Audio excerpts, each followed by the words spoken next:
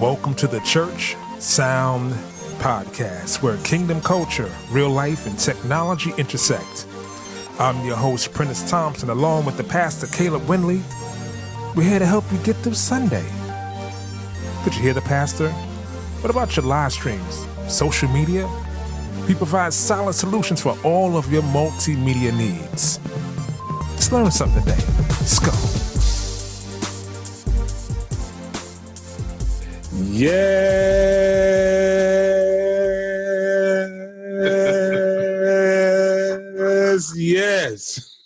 Doing my Luther Vandross. Welcome to another edition of the Church Sound Podcast. I am your humble host, Mr. Prentice Thompson, along with the pastor. Pastor Caleb Winley, guys. How y'all doing today? Dude said pastors. You said pastors, Caleb Winley. Yeah, I heard it. I heard it, but I was like, I'm gonna keep it. I was gonna move on past it. I ain't gonna back up. Obviously, you could tell we're in a very jovial mood. Yeah. Today's a very special day. Yeah, man. Today, on this date, exactly 365 days ago, aired the first show, the Church Sound Podcast, which was May 31st, 2020. In the middle of COVID. That's right. Right before I had cancer surgery. Exactly. Yep. You just had a baby. Yeah. It was a lot going on. It was a lot. It was a lot going on. Wow, man. Wow, that's powerful. You think about it like, dude, it was a lot going on. And you know what? We still started. Yeah. We could have had every excuse. That's right. To stop. So I ain't gonna get into that. That's just too deep. That's That's for sure, though. That's dope, bro. Because that would prevent a lot of people from starting. It would. You know what I mean? It would. That says something. That speaks to me. You know what I'm saying? That speaks to me. For real. Well, welcome to show number 51. Yeah. This is the anniversary edition. Show number 52, because you all know if you know your weeks, it's 52 weeks in a year, which means when the 52 weeks go by, it's 1 year. Yeah. So therefore, the next time you're going to have a celebration, it's going to be 104 shows. Woo, I'm looking forward to it. Can you do 100 shows? We're going to do it. We could do 100 shows. It don't matter. It'll be 100 podcast, Church Sound Podcast show. That's right. But we're gonna reach 100 by the end of the year for our total shows. Yes, definitely. So this is a milestone. So we're very excited. Exactly. First of all, to all of you who've been listening, subscribing, commenting, we really appreciate you. Thank you. Thank you. And it wouldn't be possible without you. When I look at the downloads from all over the United States and all of these different countries, from Ireland to Africa to China to Canada to Spain to Brazil, countries I never even, Moldova, I don't know where that even is. Exactly. Belize, like all these different countries that you took the time. I can't say the continent of Africa. There's so many countries within the continent of Africa, from Ghana to South Africa to Nigeria. So many countries that we want to say we really. It would not be possible without the listeners, people who comment and share, and even if you don't comment and share, the fact that you even subscribed. Exactly. You say that, I think what they're saying is important. They entertain me, and I'm getting information. If you have to put it in the words of KRS-One, it's called edutainment. Edutainment. That's right. All day. If we have to put it there, those who don't know who KRS-One is, you or listen to the wrong show if you don't know who KRS-One is. Exactly. We done mentioned them at least once or twice. And if you don't know, go do your homework. That's right. Go and stay saved afterwards. I mean, that's right. Yeah, stay saved.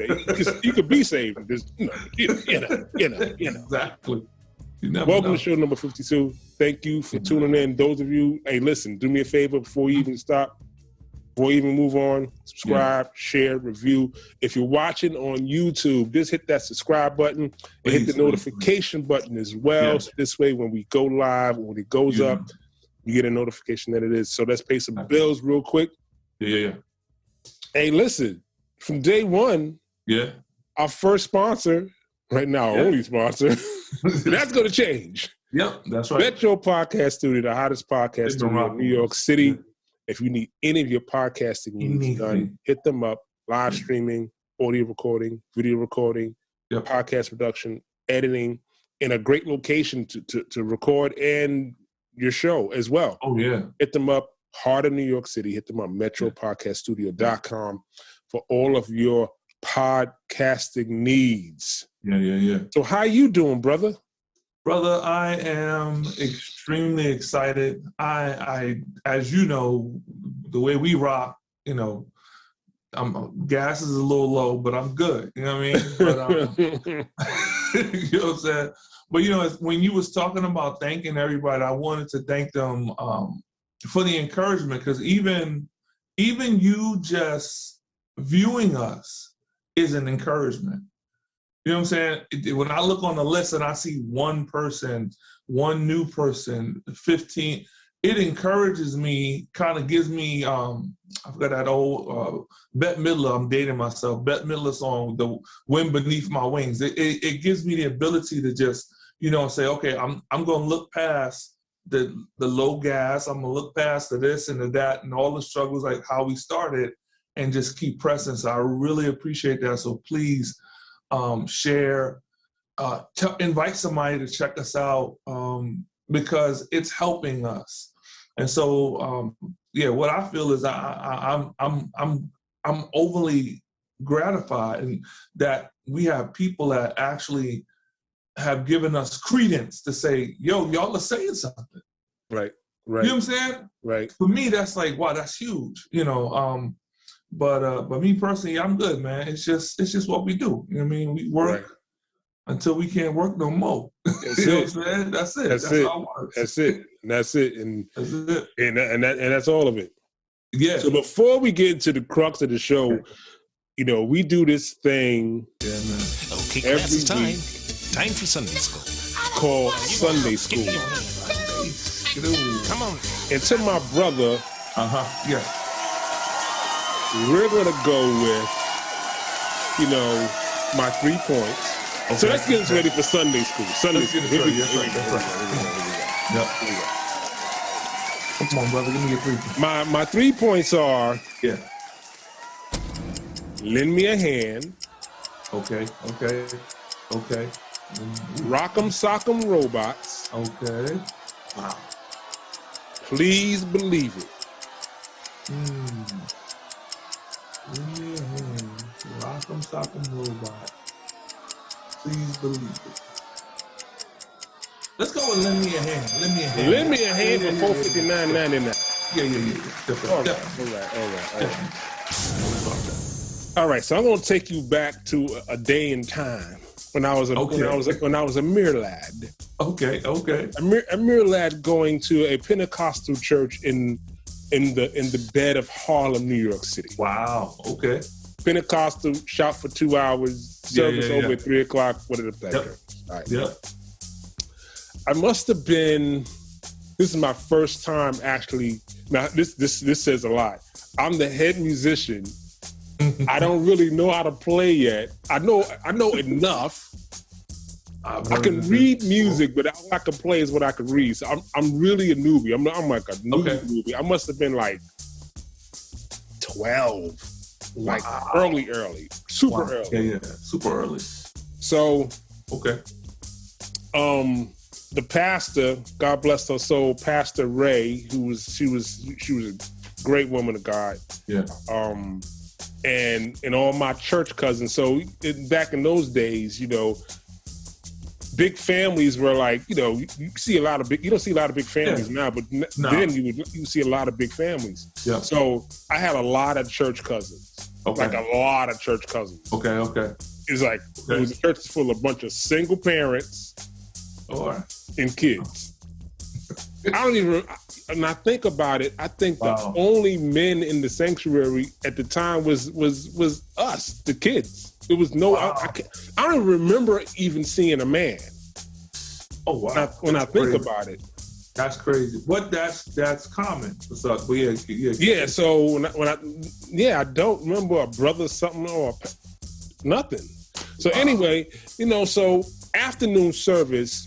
But we either would visit a church, or a church would come to us, come to church for afternoon service. So this is one of them times where the a church visited our church for afternoon service. Okay, fine. So we're in the service and I'm playing and they're singing, and them days it's like you everything's like you're playing by ear. You find out what key they're in, you're playing along, and I'm getting better, and. So let's do it. Pastor Ray, I can't even put this into words. It's gonna be bad. I hope none of my play cousins are even listening to this. Wow. All right. Pastor Ray can't really sing. Okay. And Pastor Ray's not a musician. Okay. So in the middle of the service, she gets up and says, I'm going to do a solo. And I was like, okay. And she said, little PL, I'm going to sit down and play at the piano. And I'm like, play at the piano? She can't play an instrument? And right. Okay. So just think about this. Okay. Not can't play an instrument. Don't play an instrument. Wow. There's a difference between I'm trying to play. Right. Don't play an instrument, and two. Oh, this is Holy Spirit. Can't sing.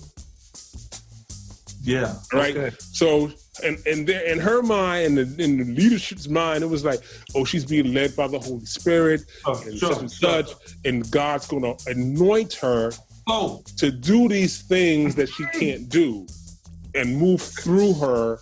Okay. And she can be able to play and to like pass all of her physical talents, like past that. Right. I'm like, okay, I'm 12. I'm curious. Like, I'm curious. How is this going to play out? All right, so I have to illustrate. All right. Here's one of my little this is my travel keyboard when I'm on the Okay.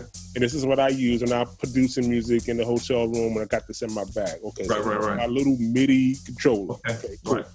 All right. The piano was a short stack piano, meaning that it wasn't full 88 keys and it wasn't like 70, it was like 71, 72 keys. Short piano. Okay. She sits down at the piano and she start, and musicians, you play your keyboard and you do your hands, you're playing chords. Exactly, yeah. This is how she was playing, like this.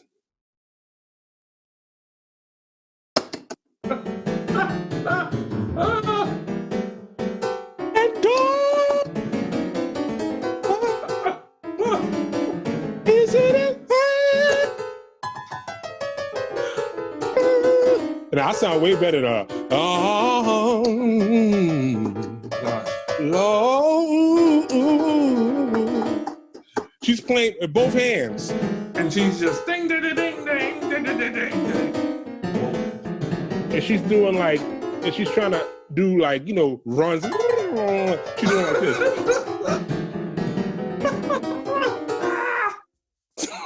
Like this. And and I'm looking at the other members, like the adults, and I'm like, y'all, am I the only one? Am I the only one that's like this? But the bad thing is my play cousins, they grandmama. Oh no. So you gotta understand. Sure. This they grandmama. Wow. They ain't gonna say that because they moms, it's their mom, it's their mother's mother. Their mom's is a deaconess. Yeah. My mother's an assistant pastor. Oh my gosh. They looking at us like, one word. You know, they got the switch ready. Like, you know, they come to church with spatulas like, come on, you know, knock the fire. So the whole time I'm sitting there like, and then then she started another rendition. And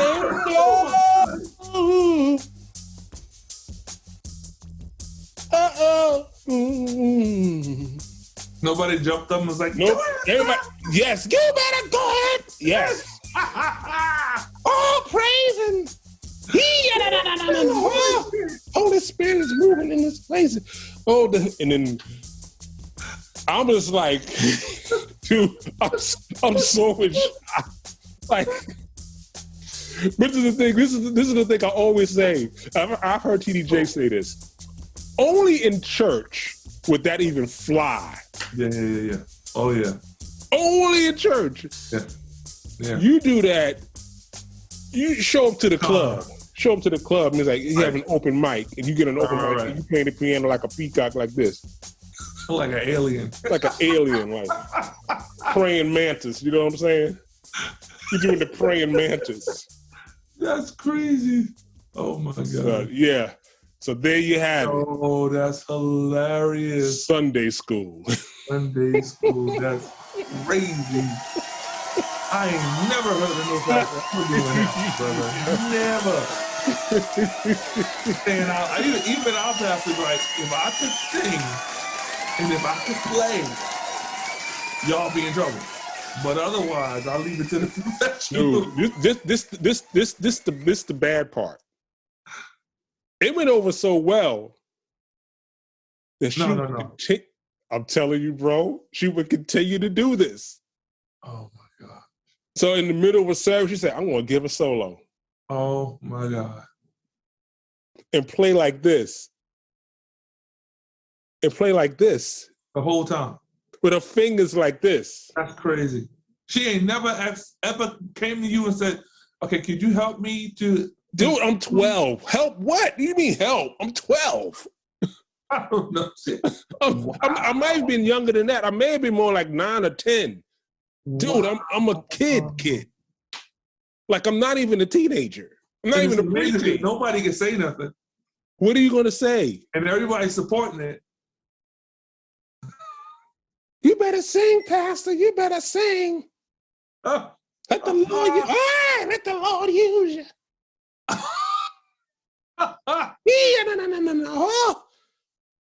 Lying all up in the pulpit. Dude, and then straight line. Not even fake line. No, that's not prophet line. That's straight line. Straight line. That's straight line. That's what my boy used to say. Oh, didn't feel a thing.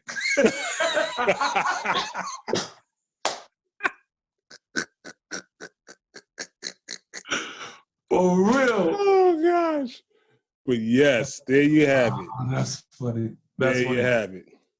But before we get into our dialogue, I have something prepared that I think is very special. Okay. And I'm going to share my screen. That's what's up. And partake.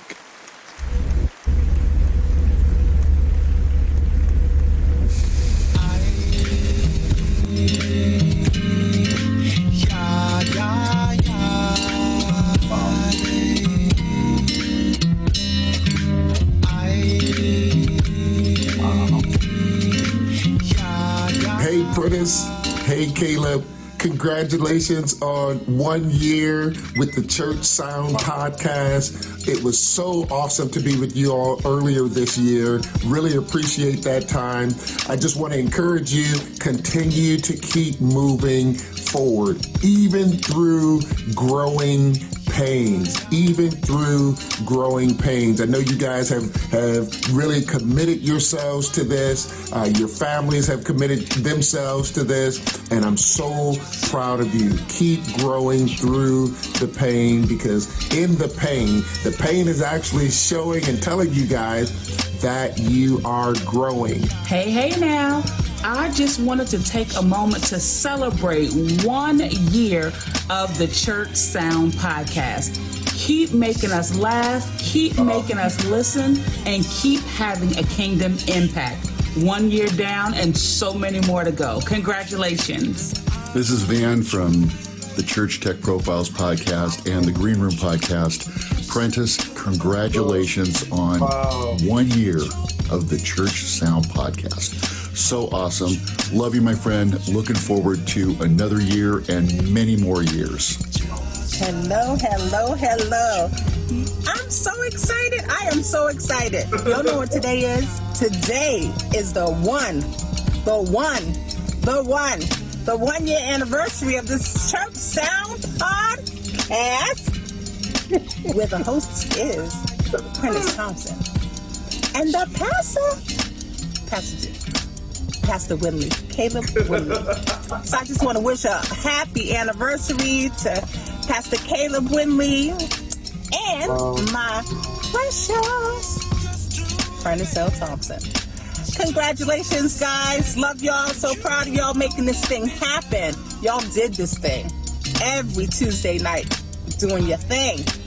Inviting the guests, making it do what it do, imparting things to people in need. You guys are awesome. Love you guys. Appreciate you. I just want to say thank you. Thank you. I want to say congratulations to the Church Sound podcast.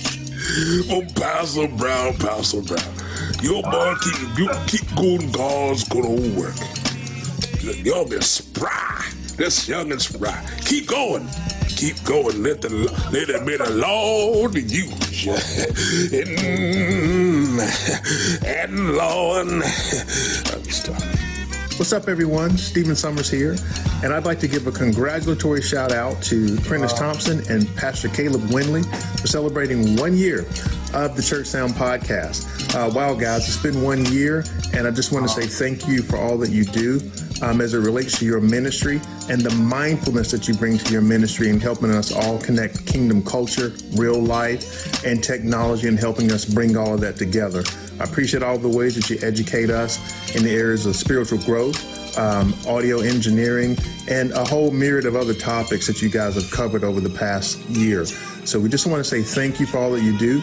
Keep up the great work. We'll be praying for many, many more years. And most of all, remember to stay blessed and stay funny as heaven. We love you guys. Have a great year. What's going on, everybody? It's your boy, Pastor M, and I want to send a special shout out to the team over at the Church Sound podcast. Happy 1 year anniversary. My good friend, Prentice Thompson, known you for many years, bro. You've been a mentor to me. I'm so glad with what you guys are doing over there. Shout out to Pastor Caleb, part of the team over there as well. What you guys are doing is truly ministry and a positive and awesome resource to the body of Christ, man. So happy 1 year anniversary to you guys. God bless you. Many more. Yo, what's going on, man? Right here, DJ Rock Jesus. My people's over there celebrate 1 year of Church Sound podcast. Yo, look, I was on that joint. Yo, the joint was crazy, man. I celebrate y'all, bro. Y'all keep doing what y'all doing, man. It's amazing. I love the podcast. People, you need to check it out. Celebrate 1 year. Look at God, bro. Look at God. All right? Peace. Hey, guys, this is your brother, Pastor Demetrius, giving you a shout out. I can't believe it. Wow. Congratulations. It's been 1 year of the Church Sound podcast. Who can believe that a year has gone by so fast? Wow. And this podcast is growing. You guys are doing an amazing job. I mean, churches are being blessed and being helped by this podcast, and people are growing and learning in their ability to apply sound properly in the local houses. So you guys are doing a great job. I just wanted to reach in and sound off and congratulate you on 1 year. Keep up the great work. I'm absolutely certain that the podcast is going to grow and that God's going to continue to bless it. So shout out from your brother, Pastor Demetrius. Another great job once again on 1 year of the Church Sound Podcast. Congrats to 1 year to the Church of Sound Podcast of putting out the best content out here. Very knowledgeable and all of that good stuff, man. You guys are killing it. Very proud of you. Y'all know how I feel about both of y'all. Y'all the dogs. Love y'all. Peace. Hey, it's Joshua Head here, and I am celebrating with the Church Sound Podcast. Prentice and the team, y'all have done a phenomenal job with the show.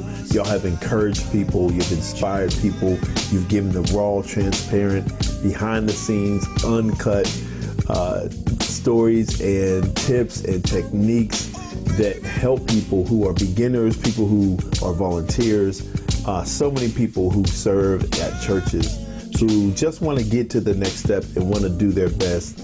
Many of them don't have degrees and don't have a chance to go to formal school, but your podcast has opened up a new world of inspiration and encouragement, and I am so happy that I was even a small part of some of the shows. So I really tip my hat to you all. I wish you all the best with this show. I know it's going to continue to grow. I'm celebrating with you with all the great stories. So keep doing what you're doing. If you need anything from me, you know where I am. I'm so glad. This is Mabel. This is the wife of Pastor Brown. God forgive me for bringing him your way. I'm so proud of you boys. You're just so amazing, just simply amazing. And I just want to say, many more years. Thank you for 1 year and putting up and playing my husband. He's a handful. Anyway, congratulations once again. Oh my God, this is so amazing. I can't believe I'm 14.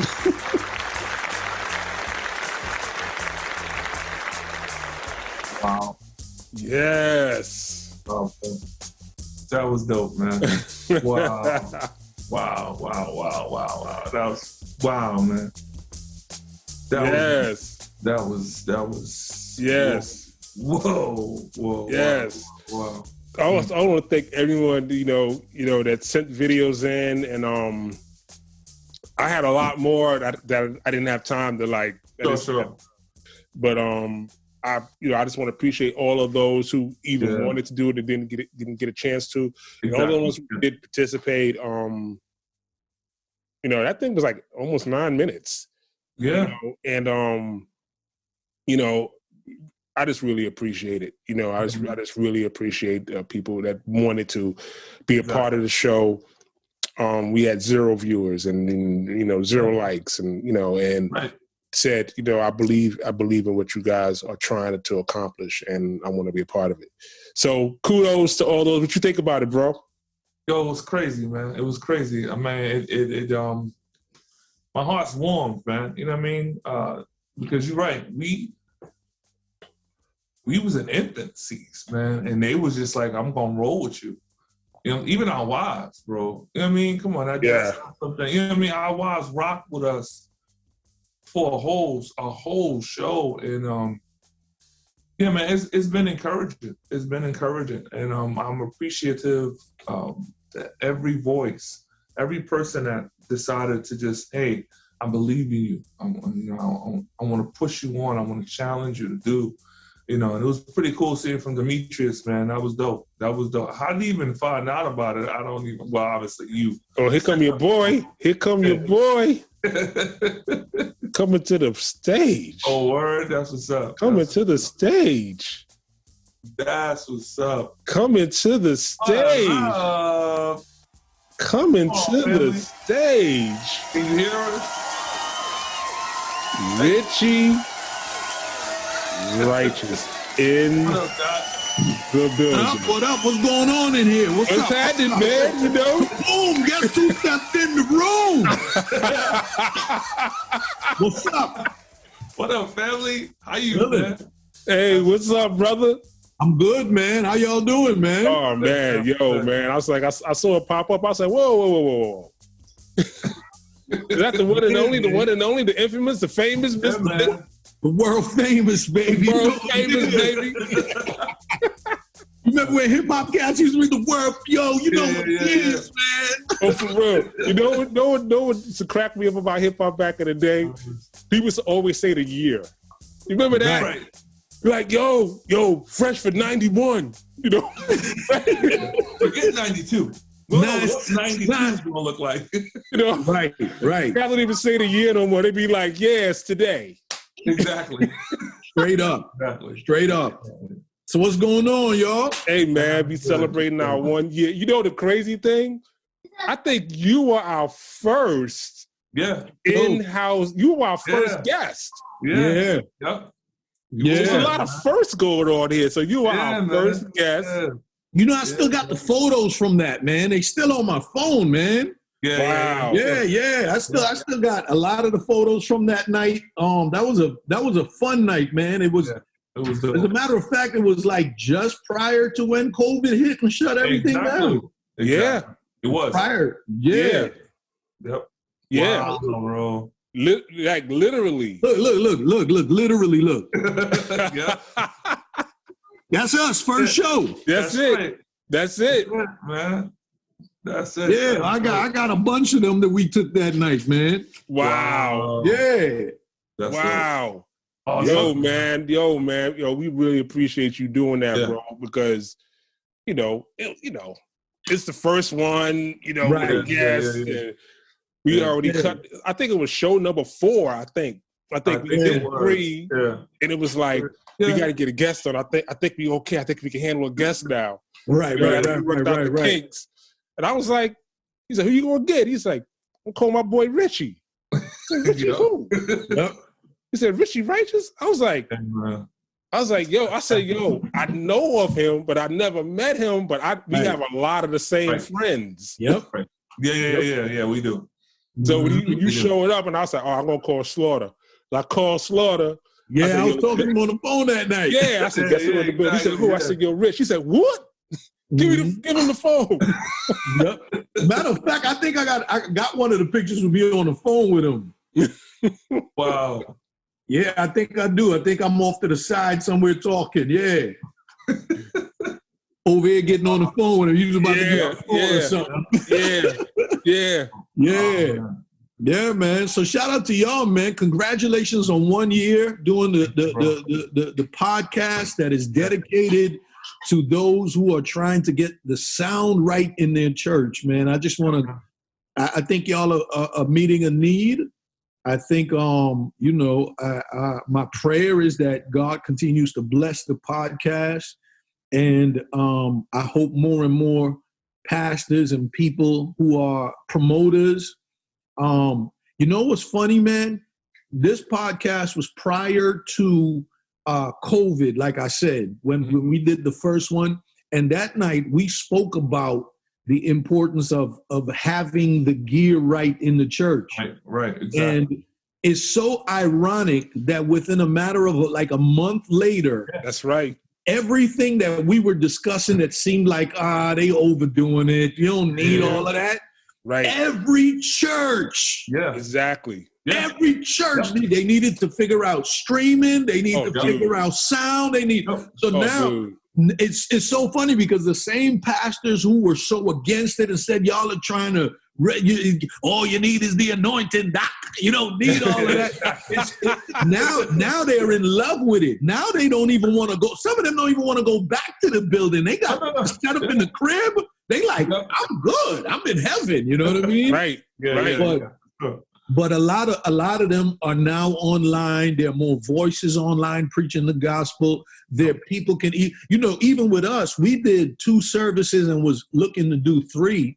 But with we went invested even more in the new cameras. We redesigned our stage. We did everything. If anybody ever going to church, I watch it, bro. I watch it. I like the little table, little setup you got. There you go. There you go. Little intimate, And listen, is built to the point where now the Kingdom Choice Awards, because of COVID, they couldn't get their regular venue, but they are coming. They're bringing it to Church City and streaming it live to the rest of the world there. Wow. But like we haven't even unleashed half of what we've invested yet. You know what I'm saying? And so, I mean, we got it done right. Cameras all over the building, lighting set up perfect for screens in the back, sound going into. We bought a brand new Digico board. Okay. Digico. Yeah. Listen, I know what that is, bro. Yes. You in my back pocket.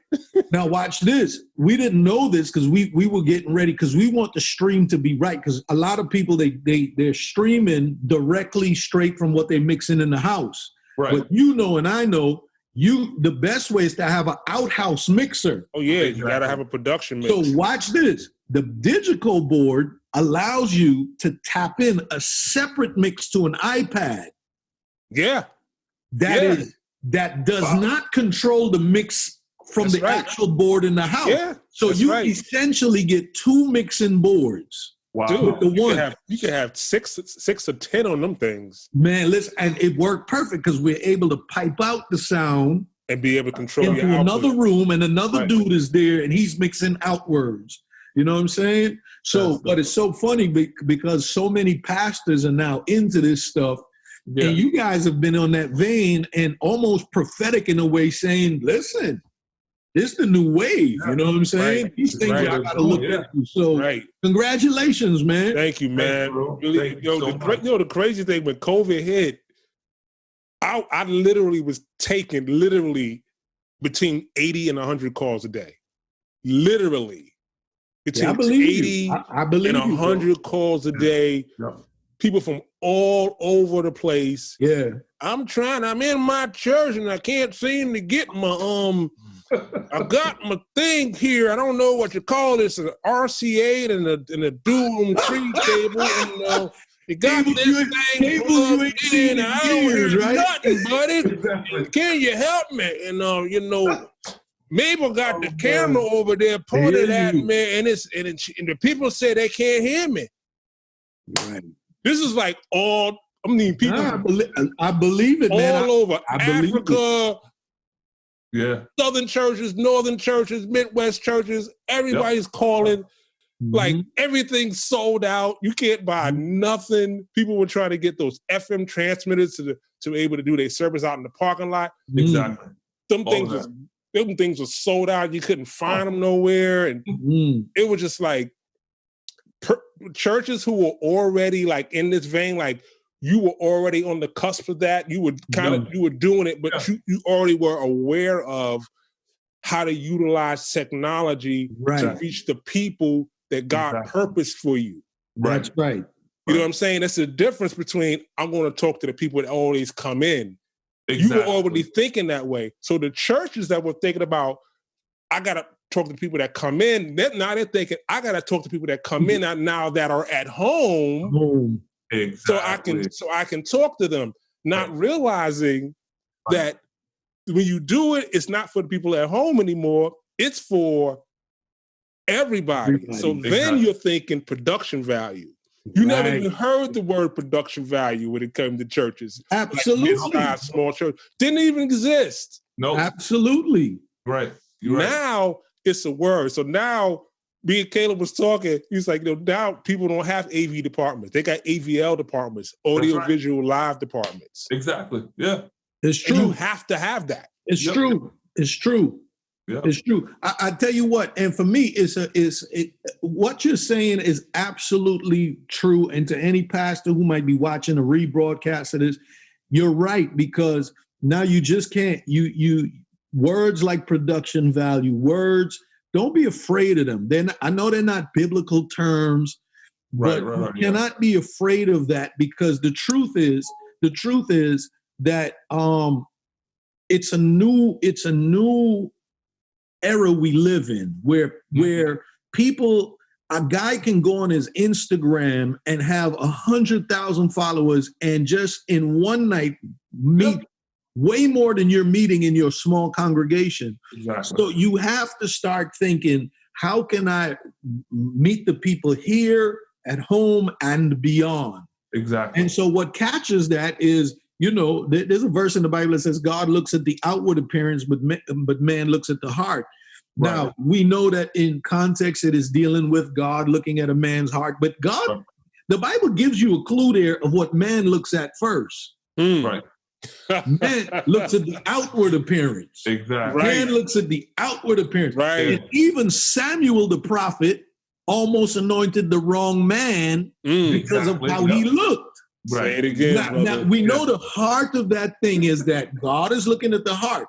But God kind of gave us a formula of how to you can almost convince a man if you convince his eyes first. If you catch his eye, you could catch his heart. Exactly. Yep. And so, I'm not afraid to up production value, and it helps me because what I was going to say before was we were getting ready to try to even think about maybe going to 3 services. Now, to preach 3 services is not, you know what I'm saying? But because we're live now, I'm doing the 1 service, and whoever can't come into the building, they can catch it online. They can restream it. We rebroadcast it. We play it back on a Monday night. So there's no way you can miss church. Exactly. And there's no way for me to now run and do 55 services. Right. You know what I'm saying? When you can have access to the actual experience.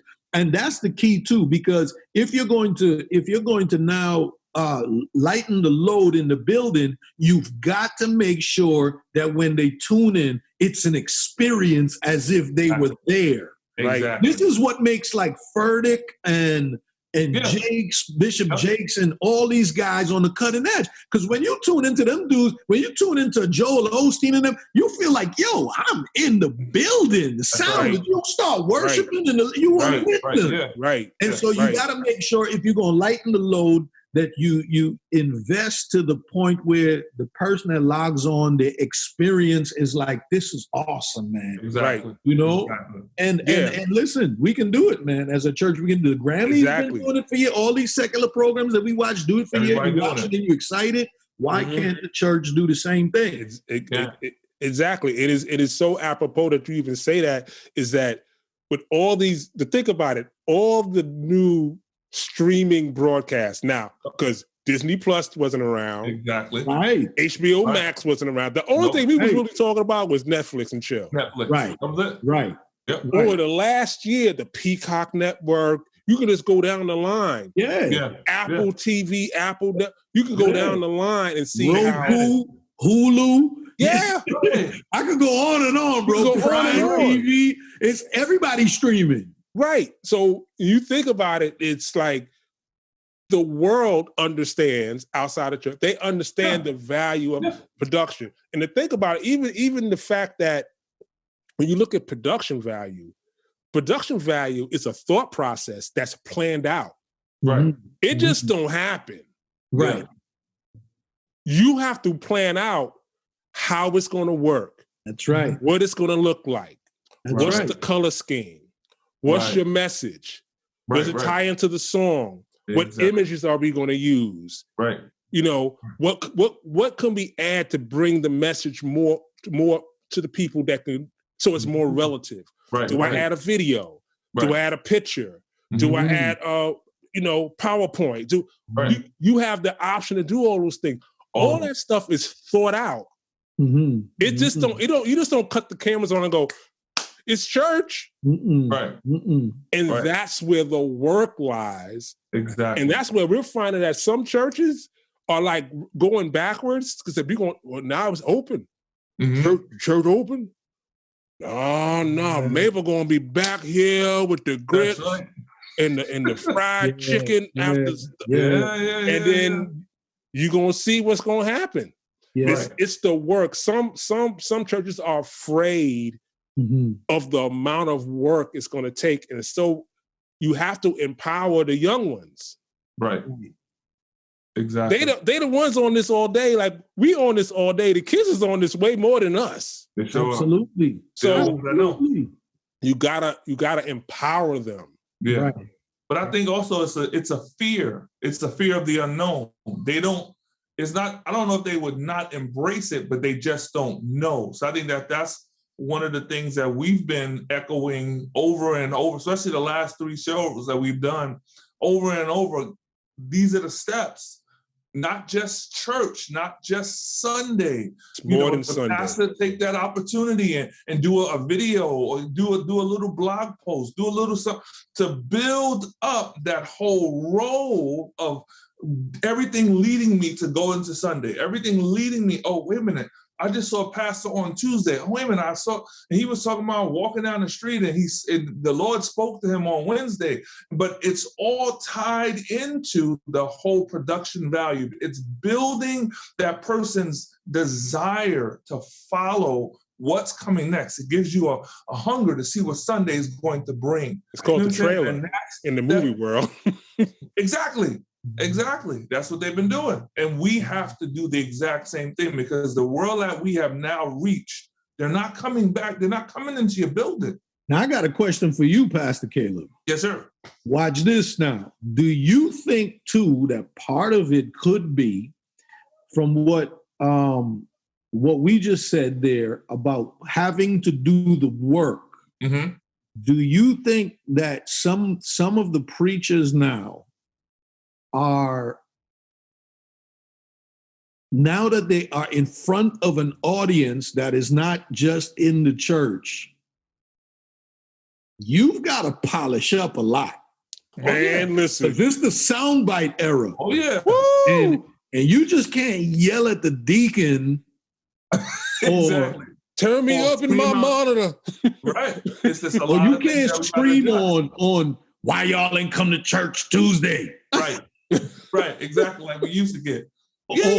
Or if you go into the political arena, you got it. You just can't. You just can't fly off the cuff. Exactly. Because there's viewers, and you just can't. And if you're gonna preach the gospel, you got to make sure that the Bible is actually backing you up, and not you.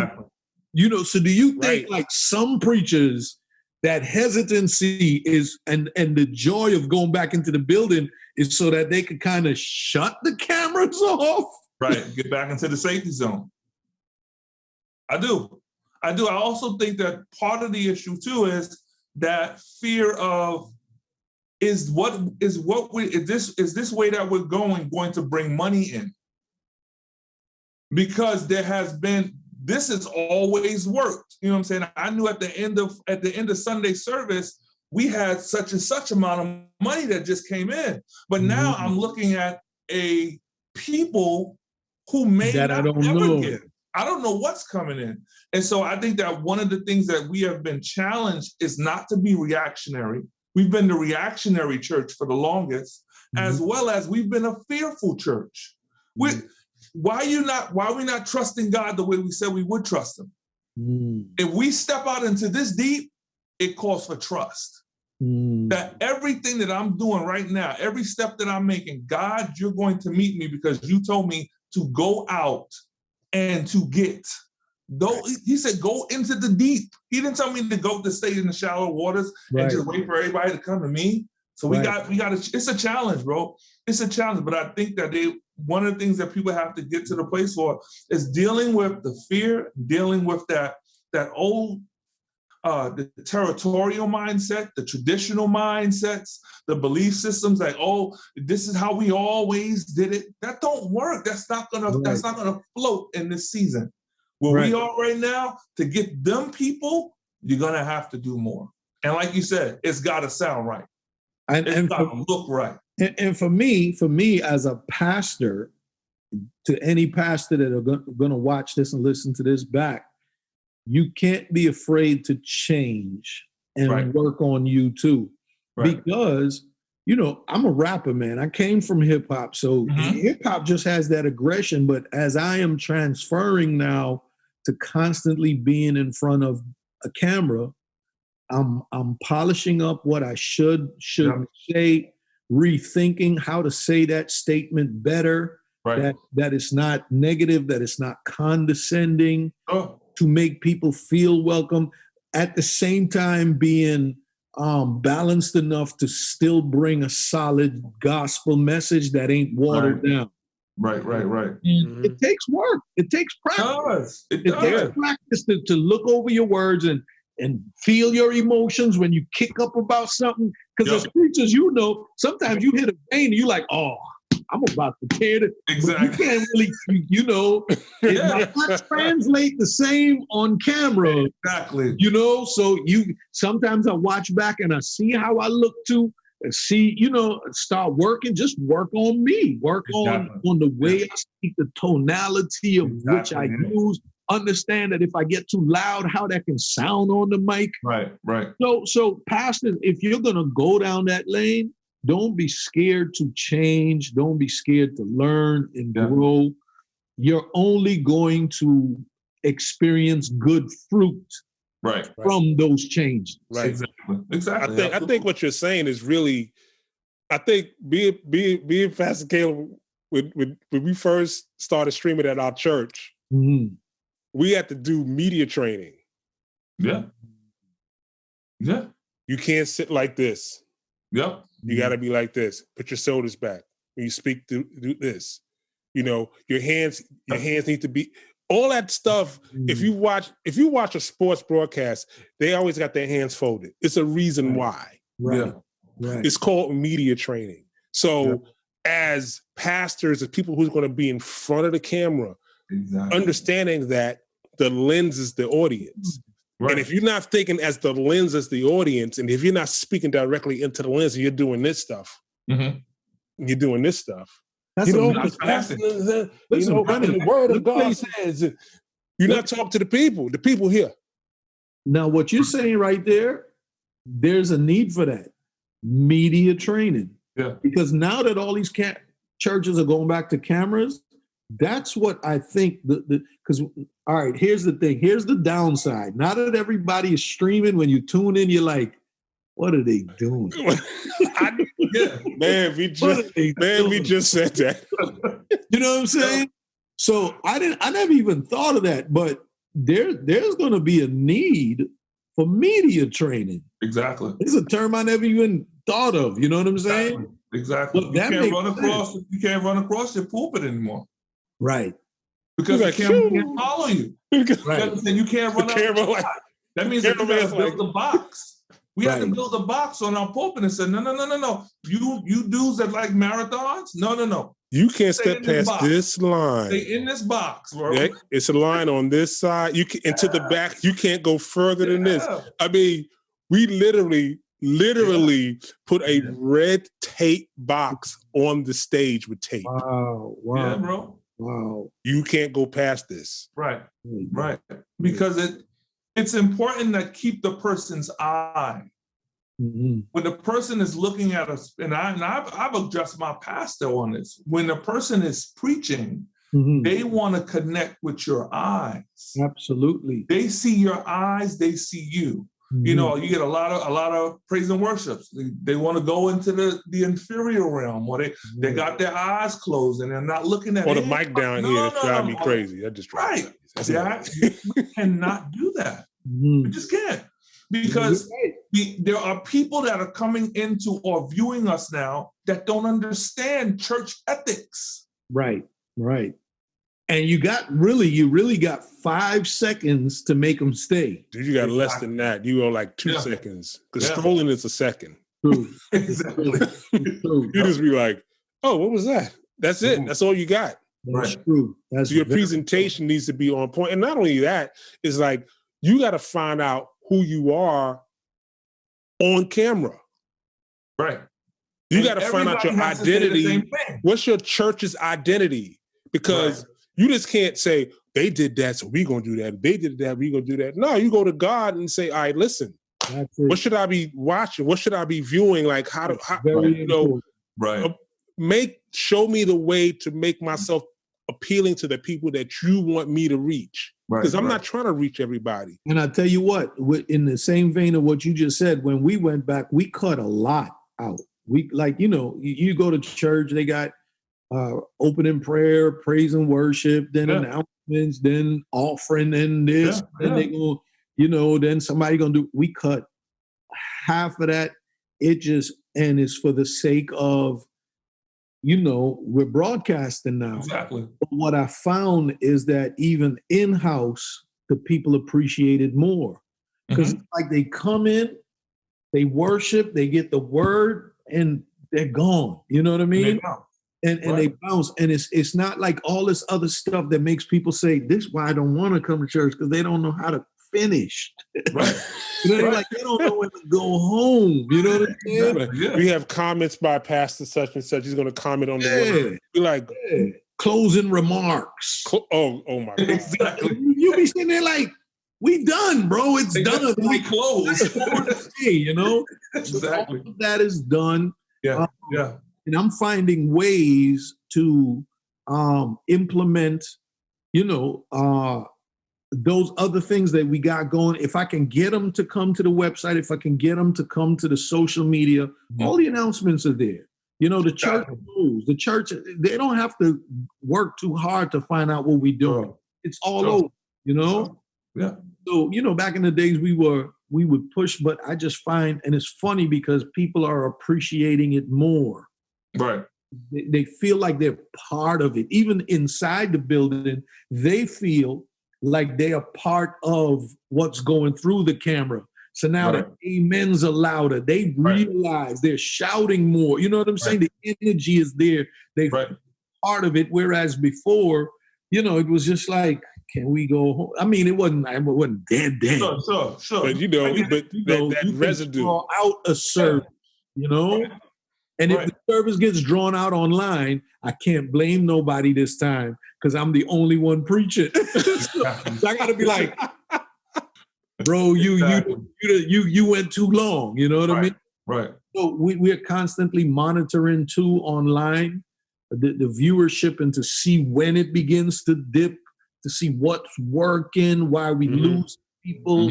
And at what time frame do people really bounce? How long can they hang with a message? Right. All of that to improve me. And so it's all analytics.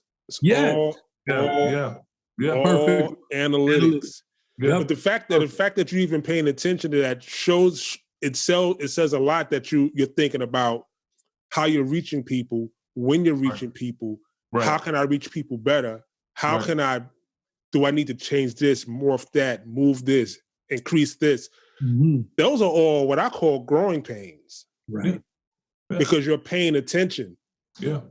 What if you find is that the biggest thing within your analytics that you found that was startling to you or shocking? Well, it's a few things. Number one, I noticed that if you go past, if you start, unless you're a big name like a TD Jakes or one of those guys, if you are going past an hour in totality, people start to dip. Unless you're like spitting some crazy fire in that sermon that day.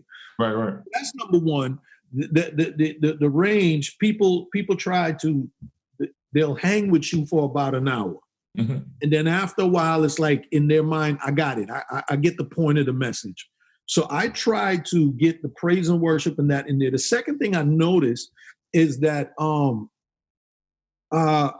if certain videos just don't work, like if you're going to do an announcement video, it just can't be, hey guys, on Wednesday, we got Bible study, Zoom links. It's got to be creative. Right. Because what I noticed is that when you show certain videos, if they have nothing to them, people start to dip. But if the video is entertaining, if the person is high energy and it's not too drawn out, stick around. Right. And if you create a video and you want to show something, like if you're going to do an announcement video, it can't be a 5-minute video. They're gone. They are. So even the videos in between got to be quick, entertaining, and to the point. Sure. And to the next thing, because you'll see that drop, you'll see that dip. Yeah. And lastly, I think I noticed that when we got the new equipment, if the sound ain't right, they are. The analytics will tell you wasn't sounding good. Exactly. That's a bounce. So in the training process of getting it You know, people would say, Pastor, it don't sound like it sound in the building. Right. And they would cut off. People would leave, and you would see the drop in the numbers. So those are some of the things I've seen, you know, that, you know, it's really going back to what you said earlier, production value. You know what I'm saying? Yeah. And you're just kind of watching to see what works, what doesn't, and what doesn't work. You just got to be willing to toss it. You know what this reminds me of, really? Like, I started making records when it was 2-inch tape as a producer. I remember that. All right. So I remember being in the studio and having, you know, you're mixing with these big Uris and you're in the room, you know, you're banging out. Now, as an engineer producer, I mix for the earbuds. Right. I don't mix for like the big club. I mean, I'll have that mix, but I'll make sure that mix that I'm mixing for a club can translate to a Walkman, can translate to an iPod, can translate to a computer. So then I'll take that same file. You mix it for these speakers on here. Exactly. So I'll play the mix through my phone and say, am I imagining the kick drum or can I hear the kick drum? Right. See what I'm saying? Because you listen to a record, Richie noticed, you listen to a record long enough, you start imagining what you already know is there because you heard it 100 times. Mm-hmm. So when you listen to it on the phone, you're like, I don't hear the bass. Right. So now you got to mix to have your bass to lie within a certain frequency. That's right. Because if not, the speaker on the phone won't be able to pick it up. Exactly. So it's the same thing I think about ministry. I go, you have to mix for the screen. Yeah. This one. Yeah. Yeah, because you got to mix for this screen. Yeah. And so that means you're the person that's mixing it has to think that way, not like I'm mixing for the room. Because if I'm mixing for the house, I'm mixing for the room. I'm banging the room out. I'm mixing for the screen. It's different. I'm mixing for the person that's on the train, on the bus like this. Right. Exactly. I'm mixing for the person that got the laptop in their bed. They ain't want to go to service and put up in their laptop and they sitting on their lap and they at church. Yeah. If it don't sound good there, you're done. Right. I didn't do my job. Finished. Yeah, you're done. You're done. That's facts. Yeah.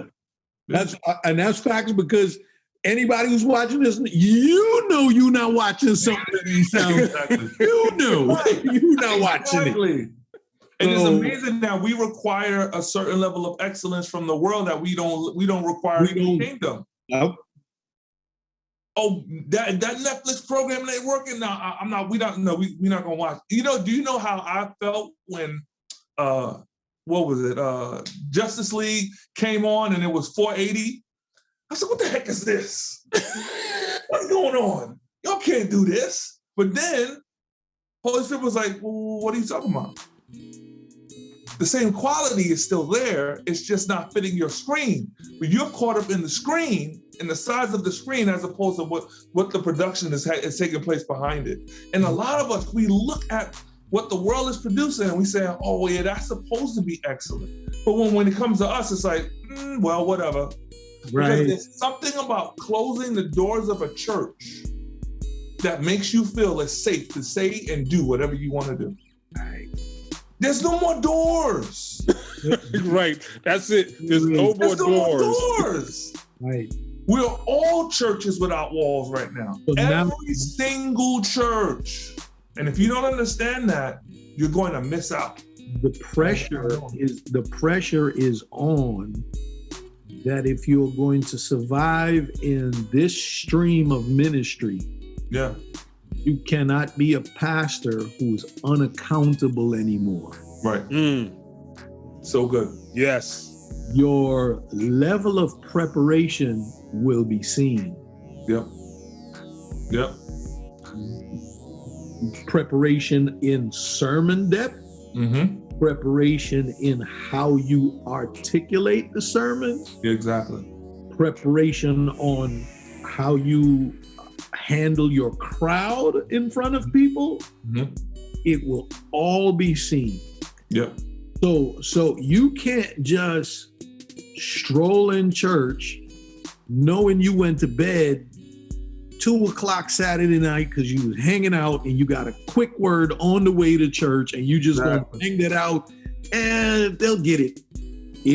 Everybody will see you got a 5-minute word and you ran out of stuff and you freestyling now, brother. You know what I'm saying? Exactly. I'm not watching you for our freestyle. And so it really, the days of the lack of preparation, and in all fairness to the pastors, this is why in the book of Acts it says, you know, that when they had the issue with the giving out of the bread, the Bible says that they got deacons and said, designate these men to handle this. Which exactly. The problem with the pastor is that some of them have taken on the role of being administrator, deacon, head usher, head everything. And a lot of pastors have trust issues too. Yeah.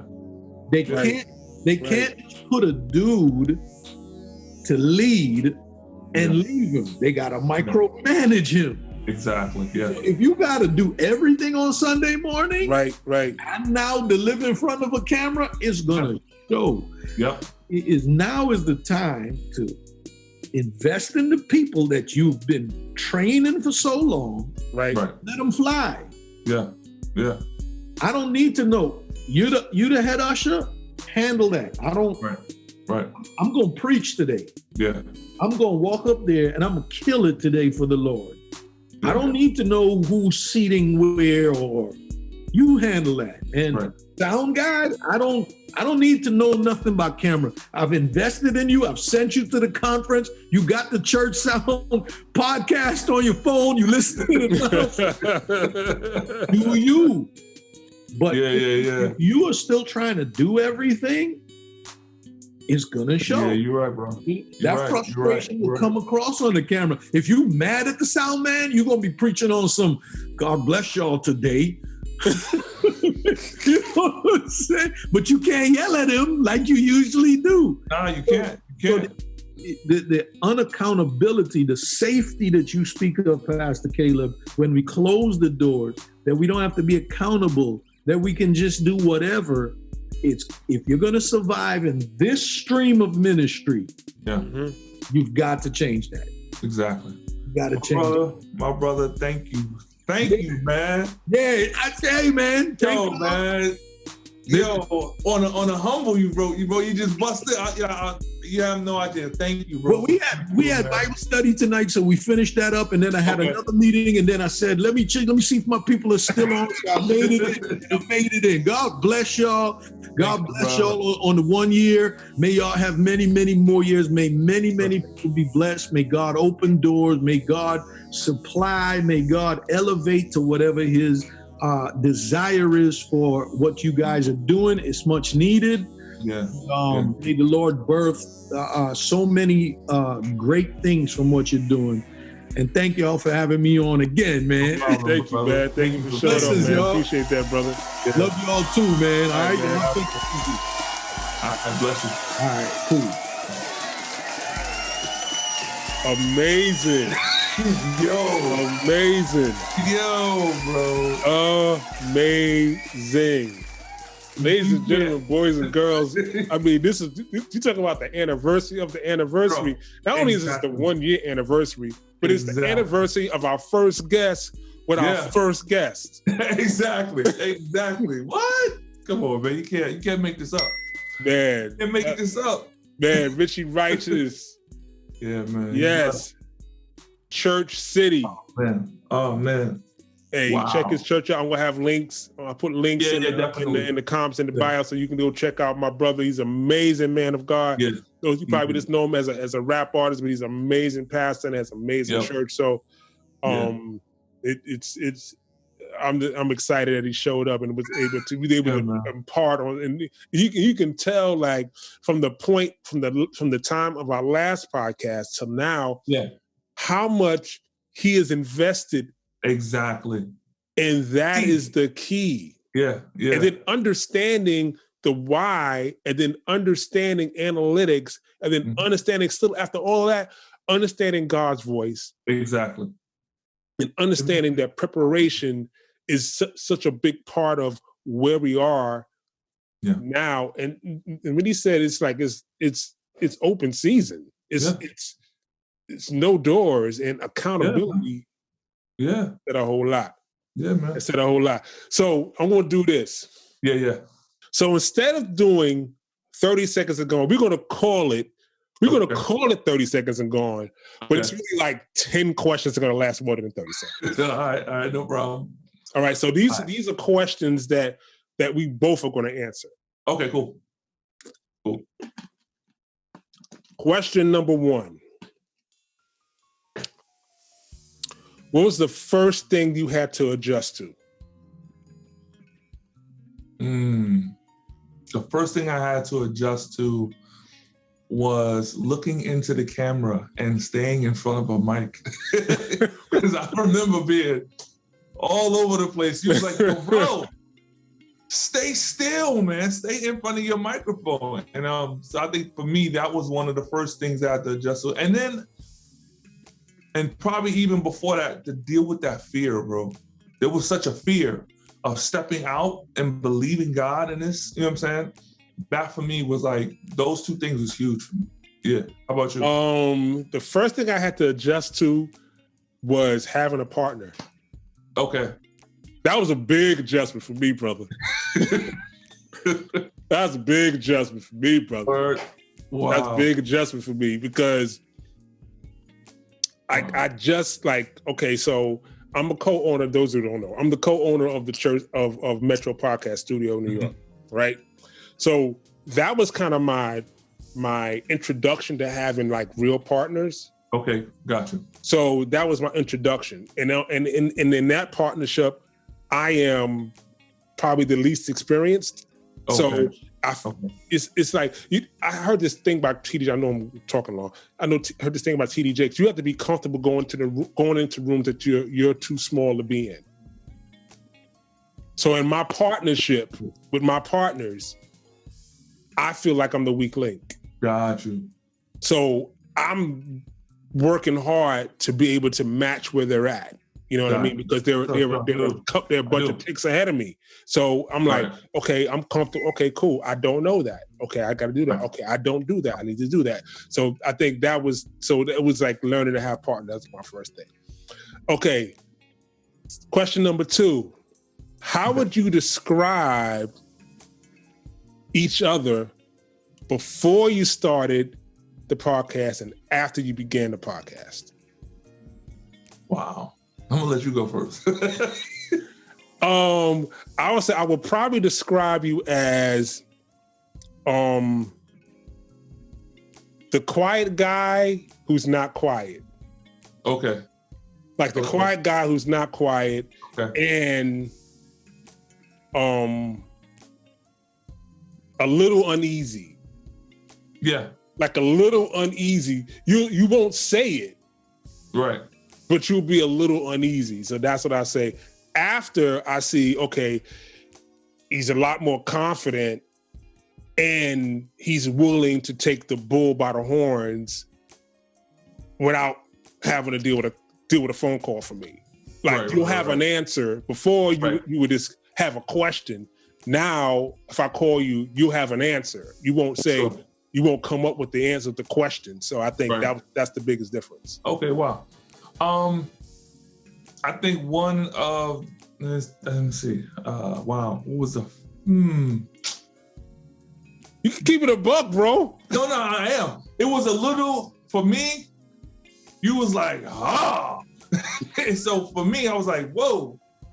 Okay, you're a little rough. You in the beginning, he was like, okay, we gonna do this and we gotta get this done. And then I was like, and see, for me personally, I'm not really used to that because I'm so used to being the only person at the helm. If somebody is saying something, it's like, yeah, whatever, bro. I know what I gotta do. You know what I'm saying? But in this, I had to make those adjustments to not take it personal because I know that my personality can be that. But then now moving now a year later, there's such a gelling.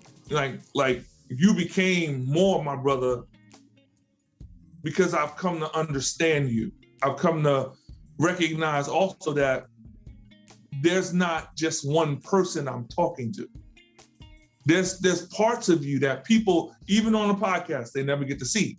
But we have built, kind of relationships, recognizing and understanding the strengths, the weaknesses, even, the pressure cooker. You know what I'm saying? Now it's not like, oh, he's trying to destroy me. Now I'm like, I know he's trying to build me up. He sees something. And I want to, not for him, but for me, I want to make sure that I make it to that place. And that doesn't aggravate or agitate me as it did in the beginning. Right. Yeah. I think I'm going to tell you when the turning point happened for you. I'll tell you the exact conversation. Okay. I remember we had a conversation. It was a heated conversation. Okay. And you said to me, what was your exact words? You said, gosh, you said,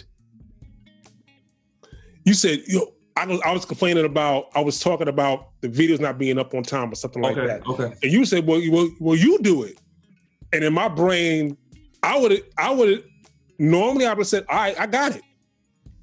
But I can hear the Lord literally tell me, no, you tell him to do it. That's right. I'm like, nah, that's you. Right. That ain't me. That's you. And I remember you took a breath and you said, okay. And that's all you said. Yep. So in my head, that was the turning point from like, I think me trying to get you to understand where I was coming from. We was at this place. I was inflexible and I could feel it. And I still could feel that place of fear trying to fight. I don't want to be, I don't want somebody to control me or tell me but I couldn't see the vision. You know what I mean? And I think that for me, at that point when you said that, I was like, you know what? Nah, bro, man up. Man up. This is bigger than what you think it is. So yeah, wow. Dope, bro. Dope. Question number 3. Okay. What was the biggest takeaway from working on the show? For me, the biggest takeaway was learning, like as a DJ, I know how to interact with people from a distance. Microphones between us, I can get you to move. But the biggest takeaway was becoming personable and relating to, even as a pastor, there's still something between you. You know what I'm saying? Right. But when you have that microphone and you're talking to somebody and they can see you and you can see you're completely I felt like a fishbowl. Like I was in a fishbowl. But what I loved about it was, my biggest takeaway was just being comfortable in your own skin, and then allowing them to be comfortable in their own skin, and y'all just relate from that place. For me, that was dope. That was and that's been the biggest thing for me, man. I think the biggest takeaway from me was learning how to mix a podcast. Because people don't know that is we're all this show is completely self-produced by us. Yeah. Like everything. We don't outsource anything. Everything's in-house. Yeah. So listening to the early shows and listening to the shows now, I can hear the difference of me understanding how to mix a podcast. Right. And how to master a podcast. How when it's too loud, when it's not loud enough. And you're learning as you go, because as an engineer, which is one of my trades, is that when you're mixing dialogue, it's different from mixing music or singing. Right. And it has to be a balance where you can hear both parties or 3 parties at the same time without stepping on each other. Right. And then make sure the music is at a certain, I learned as I went on how to mix and master the show. So that's my biggest takeaway. That's dope. Number 4, what blindsided you? What blindsided me? If you were ever blindsided, you could say nothing. There was one thing. And it's funny because when we had that show, I was telling my wife, yo. And she was like, calm down, just calm down. And so when we had the show with your brother, and it was almost like, so, you know, I'm a Republican, and so you're not. You know what I'm saying? So I was like, when y'all started talking, I was like, wow, man, I feel like I'm the only person in this room that's not relatable. So I was like, okay. And I even found myself kind of almost isolated. You know what I'm saying? Kind of almost shutting down. So I think that for me, that was like jarring, because it was like, okay, here you are having a conversation, but you've got to also be able to, in spite of what you believe and ascribe to, you still got to be able to respect what other people believe and ascribe to, and then not take that personal, and then take a kind of be the boy that goes off into the corner and turns his head away from the people that he was hanging out with. You know what I'm saying? So for me, that was, but it was good. I needed it. I needed that. I really did. I needed that for sure. What blindsided me? Nothing blindsided. Okay. So it was like, I was hoping to have problems with content, because that means we're doing something. So I was hoping for what I call a good problem. Right. What was your biggest lesson? Be flexible. Be flexible. You know, Demetrius has this statement. He says, "Keep your head on a swivel." And I'm the type of person that I can get caught up in a rut or caught up in like a template. You know what I mean? As a graphic, because you do graphics. You know what I'm saying? You can always, that's your go-to. I go to that. Right. You know what I'm saying? Every time I got to do a book for a pastor, I just go to the last book and I'm good. You know, I ain't got to recreate. And what the podcast taught me was never come to the next podcast the way you did the last one.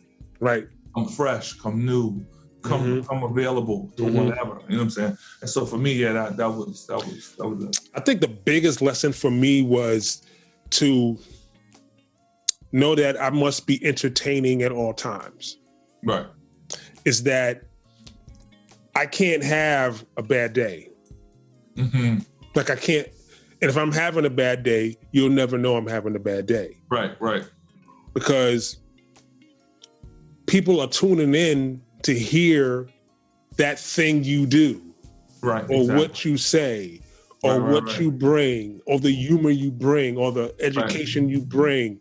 They're listening because that's what attracts them to you. So it doesn't matter how bad I feel. It doesn't matter if I'm sick. It doesn't matter if I don't feel well. Like the listeners know that, you know, I'm recovering from cancer. I don't have a luxury of not being Prentice Lane Thompson. When I say, okay, we're starting the show, I don't have the luxury of going, hey, how you doing? This is on Prentice. Welcome to the Church Sound Podcast. I don't have that luxury. Right. So I think being entertaining at all times, no matter what, is the biggest lesson I learned.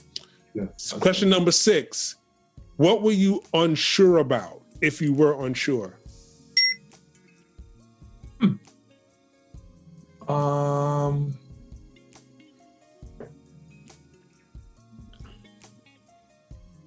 Where we were headed. You know what I'm saying? We casted a vision for it, but I think in the back of my mind, there was always the skepticism. So I think that having that type of a mindset would at times erode the vision and kind of make me feel like, we really, should I go? You know what I'm saying? So that probably would be for me, But I'm what I can say is a year later, I'm not struggling with that. I don't fight with that. I'm just like, yo, I'm in it. Come hell or high water. Well, I think it kind of goes back to the first question. Like, what would you have to adjust to? It's like what I was unsure about was having a partner. That's the first thing I was unsure about. And my wife had to convince me, and I talk to myself like all the time, like, sure. because I can get frustrated, and those of you, right. So those of you, like the people that listen to me on the show or see me on camera, knowing that I'm not like this, right? Like if you know me, if you really, really know me, you see this side of me. You see way more of this than me. That you see. Normally, I'm a man of very few words. Yeah. Normally, I'm like, hey, what's up? How you doing? You good? Okay, good. That's what you get. Yeah. If you don't know me, because I innately don't trust people. Right. So I just automatically watch. I watch, observe, and then if I feel comfortable, I'll engage. Yeah. So the biggest thing for me was, okay, I gotta be open to him, one, and two, we gotta be able to say the most blunt thing to each other and not be offended by it, because the word of God says iron sharpens iron. Iron is hard, cold, sharp, and if you sharpen something, it's going to remove something off the other the other object. Right. So you have to be able to have candid conversation to say, I'm not feeling that. No, we not do. You got to be able to have those conversations, because in conflict, that's where understanding happens, and that's where growth happens, and that's where you figure out something you thought something, but it wasn't even real because it's in your head, and you like, well, I didn't know because you didn't ask me. Right. If you'd have asked me, I'd have told you, but you went in your head and said, because he did this and because he did that and he's probably thinking this. And if he does that, see, I know he was thinking that. Instead of saying like, yo, is your ear hurt? Yeah, how'd you know? No, I thought you were mad at me. No, my ear hurts. Right. Exactly. So that's the thing. All right, question number 7. What were your top 3 shows? It's gonna be a tough one. Top 3 shows: Richie, Gibson, Glenn, and the wife show. Okay. Yep. My top 3 shows are Glenn Gibson. Yeah.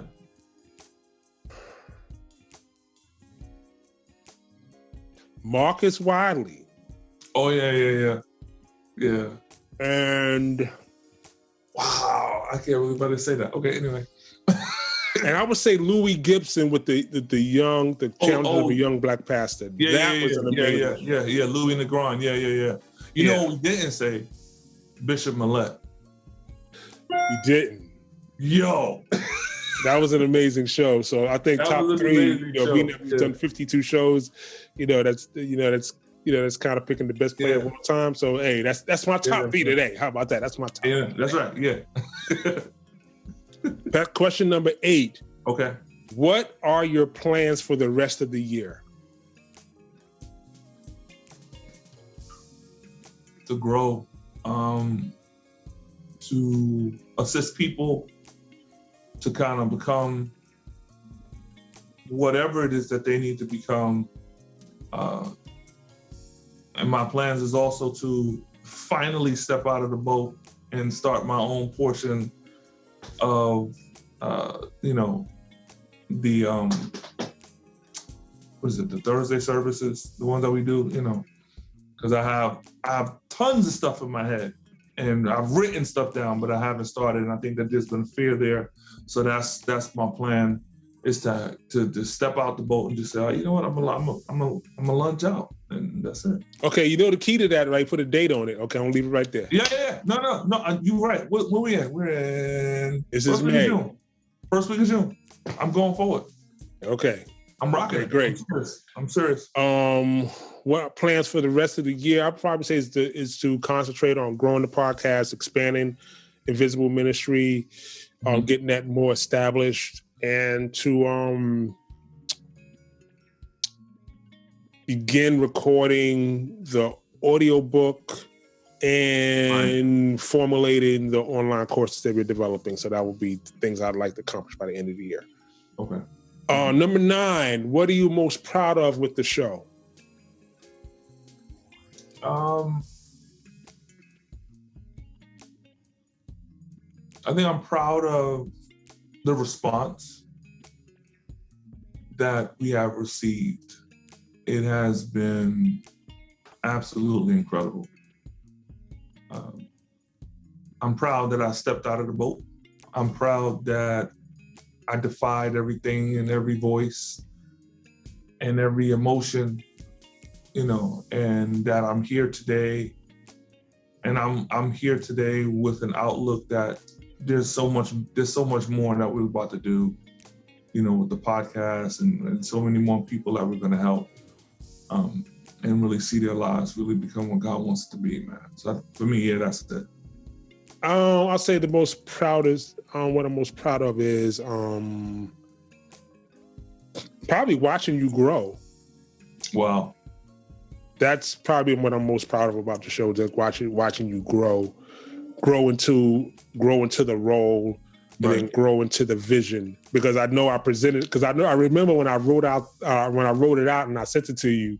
Yeah. And we talked about it. You kept saying, yeah, okay, yeah, okay. But in my mind, I was like, he don't believe nothing I'm saying. No. He don't believe nothing. Because somebody probably pitched him a dream before, and pitched him a dream before, like, he ain't gonna do what he gonna say, like, nah, he gonna do that, this and that, da. So I knew that you didn't believe me. Sure. This might sound crazy, like, but I knew that you didn't believe me. Yeah. And so I knew I had to gain your trust. Right. And in gaining your trust, I knew I would, because I have an incredible work ethic. Right. And I know I have an incredible work ethic. Right. I will outwork you. I will outwork you. Forget out-talent you. I have talent.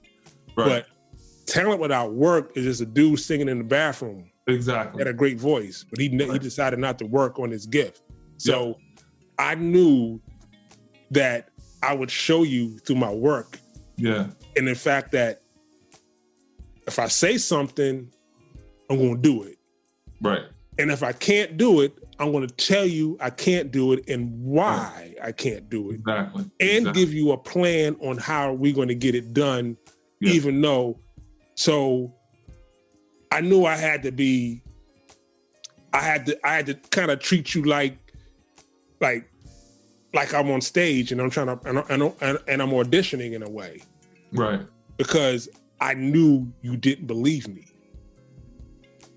Like I knew you didn't believe me. Yeah. Your actions tell me that you didn't believe me, but I was like, and I'd be like, oh, I'm just going to work.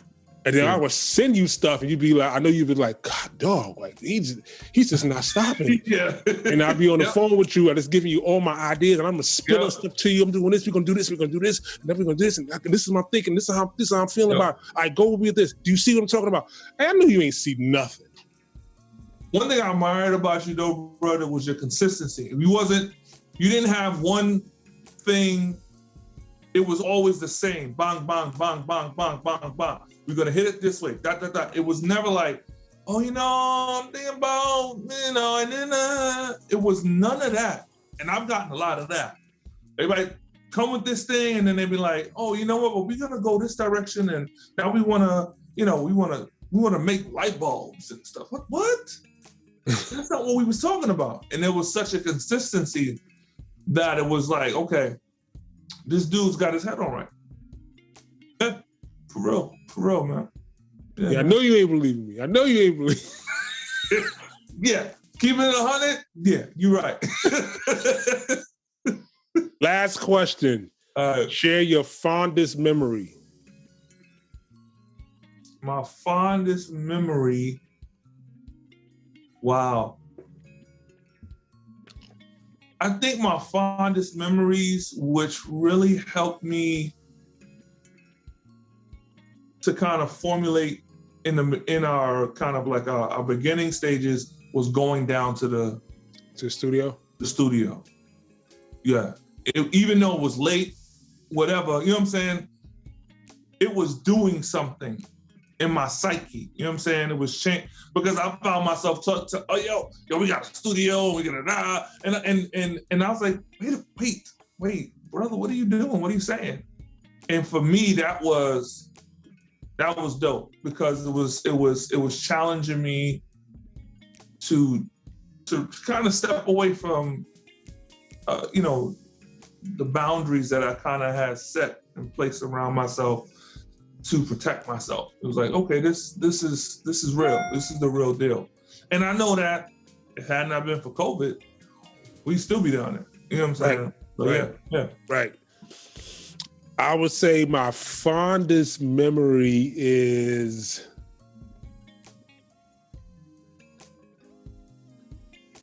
probably the first show, after I was just kind of out of surgery. Sure. I don't even remember what the show was. I know you came over to the house, and I wasn't in good shape at all. Right. And you did the show with me. Yeah. And I was like maybe 40%. And I wasn't feeling good at all, but I knew I wanted to get back on the saddle, and I knew that we had prepared enough to hold it down until we did all those shows in the can because Joshua was coming. Exactly. Not knowing I was going to have cancer surgery. Something else would come, but God knew. You know what I'm saying? Yeah, God knew. Yeah. And I think my fondest memory was like you came over and you did the show. And that meant a lot. That meant a lot to me. Yeah. So there it is. That's our 10 questions. Ladies and gentlemen, boys and girls, cats and dogs of all ages. We're going to say it like we always say. Keep God first in everything you do. Yeah. See you next time on the Church Sound Podcast. Go.